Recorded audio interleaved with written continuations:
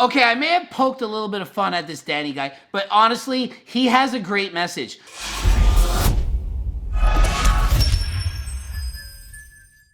Coach Greg, and today I'm going over Tristyn Lee's new video on his ketogenic diet and variations of it in terms of how it can help you to get shredded. I'm going to explain to you if it works, if it doesn't work. I'm going to get into his trainer, Danny, who's training celebrities, and see, is this the real secret? The secret to being lean and ripped year-round. Okay, before I get into that, I am not a doctor, nor a dietitian, nor do I follow the ketogenic diet. I do, however, know everything about it. So pay attention. All right, so his trainer eats one meal a day. That's known as OMAD. That's when you eat one meal a day. He eats 100 grams of protein, 300 grams of fat, and about 50 grams of carbs. Okay, that's a lot of fat, but he doesn't need a lot of protein because he eats a lot of fat. So all you guys think you need 1 gram of protein per pound. Yeah. For maximum growth and all that. But the more fat you eat, the more of a protein sparing effect you have. The more carbs you eat, the more protein sparing effect you have. So when your calorie intake is really high, you don't need as much protein. You might think you do. Now, if he was trying to cut and get shredded, protein should go up so that he doesn't lose any muscle, or try not to lose as much muscle, because when you're in a calorie deficit, some of that protein you're using is converted to energy. So you need to make sure you have enough of it. Okay, very important. Your body release, they make more growth hormone, which is the critical hormone when you're trying to build muscle. Will fasting and training on an empty stomach make you better in the gym? And no, you're gonna be weaker if you train fasted. Now, he trains a bunch of celebrities and he doesn't want them to get hurt. So they just kind of go through the motions and they take the supplements and they don't talk about it, and they eat chicken and broccoli, or they fast and they eat one meal a day. And it's the big thing is, oh, I made all this progress because my natty growth hormone levels were raised so high because I fasted.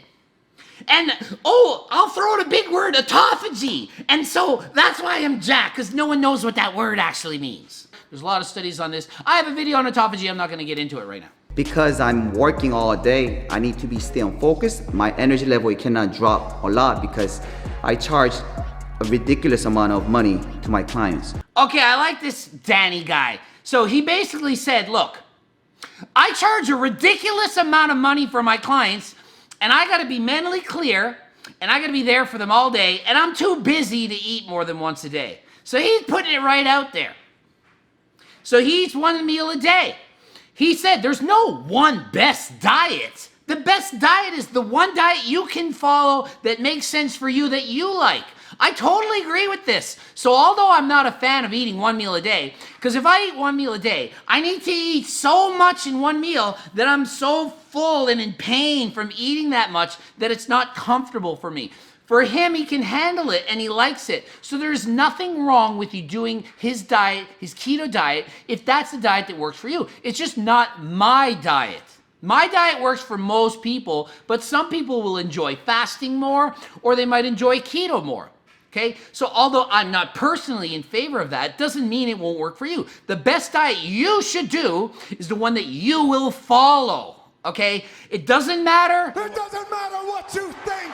It doesn't matter if it's low carb, high carb, keto, not keto, OMAD, 2, 3, 5 meals a day. Whatever diet you follow is the best diet for you. Now, if you're looking for maximum results, you want to be jacked. You want to be jilled. You want to be a freaking circle, but not round. You want to be a square. I am a square. You need to follow and eat more meals a day. 4 to 5 meals a day to really get that maximum muscle protein synthesis to occur. You're not going to get that eating one meal a day, and eating one meal a day is much more difficult than eating 3 or 4 or 5 meals a day. It might sound easier, but you got to wolf down 3,000 calories in one sitting. That ain't easy. That's not easy. You might think it is, but it's not easy for most people. Danny eats one meal a day rather than eating, a typical bodybuilder would eat 4, 5, maybe even 6 meals a day. Me only eating 2 to 3, but he only eats 1. Now, Tristyn Lee, he eats 2 to 3 meals a day. much easier to consume those, say, 3,000 calories in 3 meals of 1,000 in each meal spread out throughout the day. Even if it's only through 8 hours with a 16-hour fast, that's still better than, to me, eating that 1 meal a day. But if that's what you want to do, you do that. You be a circle if you want, okay? Not saying not to do it. I'm just saying for maximum results, I do not think that that's the best thing. Now, some of you are asking, is it safe for teenagers to be doing this keto stuff? People write me, is it safe? My 3-year-old wants to eat popcorn. My 3-year-old wants to have a protein shake. You're giving them McDonald's. Of course it's safe. Compared to McDonald's, 17-year-old wants to eat keto. Oh, well, the scientific research says that the macronutrient profile of the keto diet won't be able to sustain the energy required in the growing teenager, and Tristyn Lee's probably short because he didn't eat enough carbs. It's BS! It's way healthier for Tristyn to eat the way he's eating, to have energy and play soccer and look the way he does, than to just start eating McDonald's and say, oh, I'm on a balanced McDonald's diet. I eat Pop-Tarts for breakfast, McDonald's and pizza for supper. That's most teenagers how they eat. Throw in some Diet Coke or regular Coke and probably some freaking vodka on the weekends when their parents aren't looking, and that's a typical teenage diet, let's be honest. If he wants to follow keto, go for it, eat your keto diet. Do it. Do it. Do it. Do it. Because if I don't eat, my insulin level stays low. Basically, it becomes 0. Azito. Now listen, you don't need to eat just 1 meal a day to do that. And they're acting like every time you eat, you have this huge insulin response. Meanwhile, look, if you eat 3,000 calories a day, you get a huge insulin response. If you eat 5 smaller meals a day, you get smaller insulin responses. It's not like, oh, I eat once a day, so I only get insulin spike once a day. If you eat 5, you get 5, so it's 5 times as bad. Look, it has a direct response to how much you're actually eating. And balance your freaking diet out. Don't just eat carbs. Don't just eat my rice cake snack because it's rice cake and it's healthy. No, eat a balanced diet. Have your fiber in there, your fat in there, your fruit, all the different things all in one meal, and you'll get a more stable release. Your blood sugar will not spike. I've been teaching this for 20 plus years about insulin and blood sugar, and people, it's not that complicated. You're overcomplicating it. If you eat a bunch of crap, it spikes up. If you eat a healthy diet, it goes slowly up and slowly down, then you eat again, slowly up and slowly down. 1 meal, kaboom! It's gonna go way more high because you're eating 3,000 calories at once. Simple to understand. If you eat a whole lot of food at once, you get a whole lot of reaction from your body. If you drink a whole lot of beer, like 10 at once, you get a whole lot of drunk. If you drink 1 beer per hour, you get a slow release, slow buzz all day long. Small, lot at once, I'm drunk all at once. Does that make sense? Think of carbs as being like alcohol. That's what happens for real. That I feel better using 2 to 3 meals a day because I do prefer having a little bit of protein before I go and train. Generally speaking, it's like an hour to 2 hours before I go and train max, because I feel like when I don't have that protein or the calories or energy, I'm not as strong during my training. Now, Tristyn's only 17, and although he's above average intelligent, obviously on nutrition for his age, it's not the protein that's actually giving him the energy during this workout. It's actually the carbohydrates. It's not the protein. So, for example, if he eats a chicken breast an hour before working out, the chicken breast isn't really fueling the energy for that workout. It's just not, okay? It's more so the carbs and what he's eaten prior to that, earlier in the day, what's stored for energy earlier, okay? It just doesn't work like that. You don't eat protein for energy. A lot of people think, you know, you got to add that protein for energy. I'm going to go run a marathon and eat some protein, some steak. That's not how it works. do you think that having a meal before would be better for strength performance? Oh, for strength performance, you do need a food before training, yes. He's literally saying, like, if you don't care so much, then you just skip all these meals and you just go train. But if you're trying to maximize performance, you need to eat before the gym, or at least sometime in the day, not one meal a day. No one is going to be at their best this way. You don't see marathon champions, Olympic champions in any sport, NBA, NFL, going on these 1 meal a day things, okay? It might be cool, or you might be able to list out 3 or 4 Hollywood actors that are eating 1 meal a day and they look better than me, so there's the proof. But guess what? They have better genetics anyway. And I'm not saying you can't get any results by eating all wrong. You're still going to get probably 80% of the gains no matter what you do, as long as you're training the right way. But he's saying you can't lift as heavy, you're going lighter weight and higher reps, you don't want to get hurt and all that good stuff, which is fine. But if you're looking to maximize your performance, you're not eating 1 meal a day. And keto, if you like it, go for it. But you can get mental clarity and all these fancy gimmicky words by just eating balanced meals spread out through the day.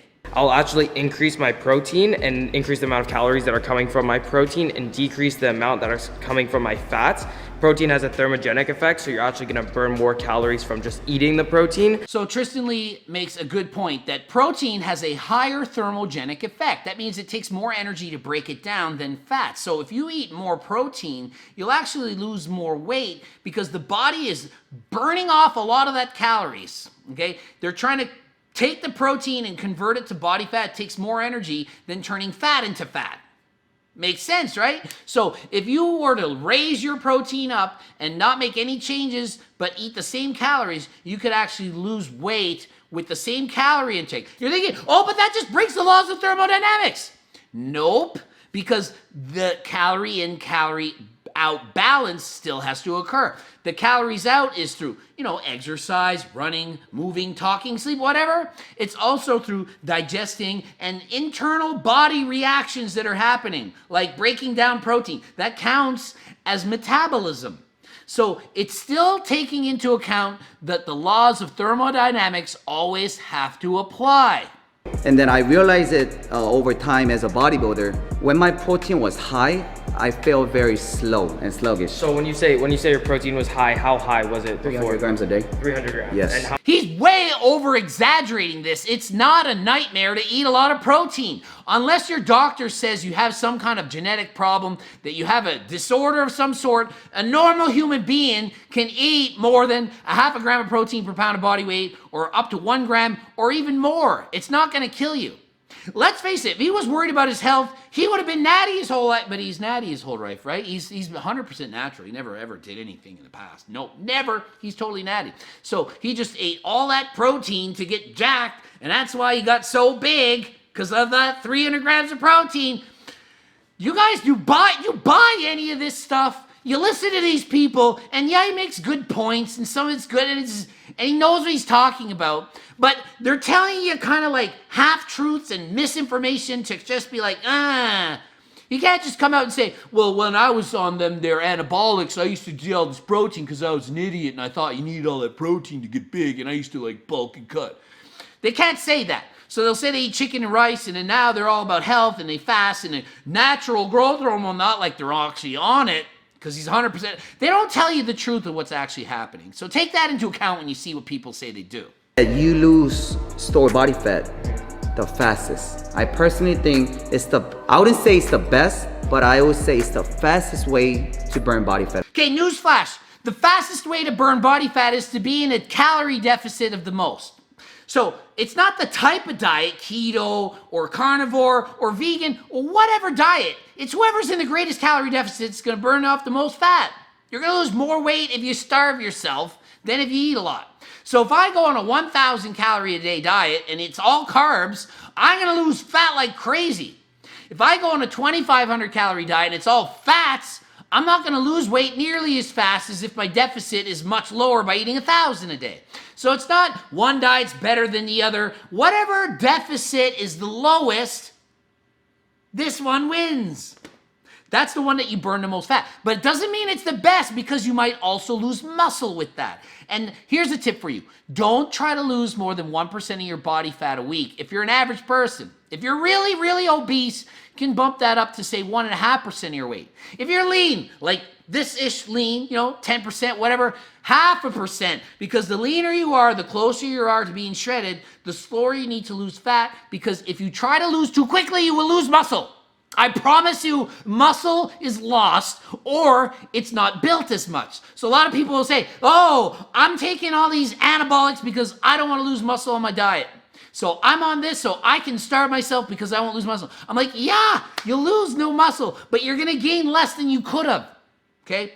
So if you go on a 12-week cycle and you take all this stuff, and at the end of the 12 weeks, you lost 20 pounds of fat and you gain no muscle, you say, see, it worked. I'd be like, yeah, but had you done the same cycle and lost fat slower, you might have built up 10 pounds of muscle. So you lost 10 pounds of muscle. But they're like, well, no, I didn't lose any, I kept the same. I'm like, you lost 10 potential muscle that you didn't gain. Okay? You lost the gains you didn't make. Hopefully that made sense. Very true. You feel good. You feel fantastic with ketogenic diet because you reduce the amount of inflammation a lot and you sleep better. I feel like poop on keto. So some of you feel great on it and some of you feel like this guy. I hate it. Give it a try. Try it out, test it. If it's right for you, bang on, awesome, good for you. But it is not for me. You can't just say you feel awesome. You might try my diet and feel like garbage on it. Not everyone agrees with the exact same diet plan. You need to experiment and try it for yourself. You can't just say, oh, if you follow this plan, you feel amazing. No, it depends. I find that being in that deficit, if I'm in, I think 2200 is around where my caloric deficit is. This guy is extremely active. Okay, he's a teenager, he's a soccer star, he's doing exercise, cardio, and lifting weights every day, and he eats 2,200 calories a day. So many of you are like, oh, you're starving yourself. Oh my God, I'm only on 2,200. This guy eats 2,200 calories a day. I only eat 3,000 to 3,500 calories a day. I'm 200 pounds and I'm racing bicycles. Think about it. So don't overestimate how much you think you actually need to eat. So many people do that, okay? He also gets a zero cravings on the keto diet. That is fantastic. So that is a plus. If you get zero cravings from that, then bonus to you. I get a zero cravings on my diet. It all depends. It depends what you eat. I eat low-calorie dense foods. To me, that's the secret. For him, the secret is lots of fats and protein. They're scared of carbs. They're carbophobes. Carbophobes, people. They're scared of the carbs because of the insulin spike and the whole thing. But the thing is, you can't just eat 10 rice cakes. You need balance because you're all thinking about carbs, insulin spike. It's called a glycemic index. You may have heard of this glycemic index. Have you heard of it? It's a measure of how fast the food you eat in the stomach gets in your blood to energy. Okay? Some things are low, some things are high. Like white bread is high.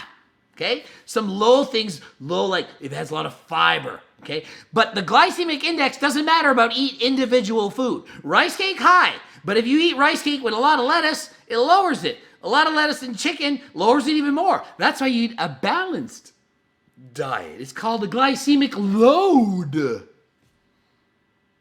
Glycemic load, not that kind of load. Okay, so you need to eat a balance of food. That's why I suggest you eat balance throughout the day. Smaller amounts, 5 times a day. This insulin spike that they are acting like it's going to go so high, it going to be creeping up slowly. Like Grandma Josephine creeping up on you from behind in your walk because you're doing your cardio too slow. Modern pace, people. So anyway, hopefully that makes sense. Subscribe and click all the freaking buttons on your computer right now. Click them all. Something cool might happen. Let me know if you got a swoosh. Swoosh. Let me know. Okay, I may have poked a little bit of fun at this Danny guy, but honestly, he has a great message. There's no perfect diet. The perfect diet is the one that you can follow. Try all the different diets. Experiment. See the one that works best for you. The one that works best for you is the one you can sustain for the long time. The forever time. Not a Band-Aid, not 3 months, not 6 months, forever. So if you start a diet and you see it and you don't think you can do this diet a year or two from now, don't do the diet in the first place because it's not going to work. It's going to just yo-yo diet all the time. So he's preaching the same thing as me, different avenues. I don't suggest keto. He does OMAD. I don't suggest suggest that, but both methods are fine for their own individual people that want to do that, okay? So he has a great message. I made a little bit of fun of him, but I don't hate him or nothing. He has a great body. He's decently good looking, and I'm calling not natty. Don't hate me. But anyway, that's a wrap. Watch one of these 2 videos because you know you want to learn some more. GregDoucette.com for coaching. Greg Doucette, IP Pro on Instagram. We can debate and make fun of things on that line. And until next time, I am out.